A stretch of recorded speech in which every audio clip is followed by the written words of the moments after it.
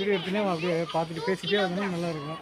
பாருங்க எக்கு ஒன்று மேல் வந்து 2.75 கிலோகிராம், ஃபீமேல் வந்து 2 கிலோகிராம். Banton Japanese. இது மேல் வந்து breed of chicken originating in Japan. 510 இல்லைனா 620 கிராம் வருமா. ஃபீமேல் 400 இல்லைனா 500 வரும்.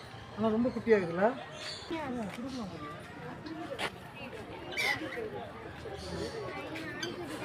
போலாம் இறக்கி பார்த்துக்கிறேன். இவர் ஹோட்டலில் வாங்கிட்டு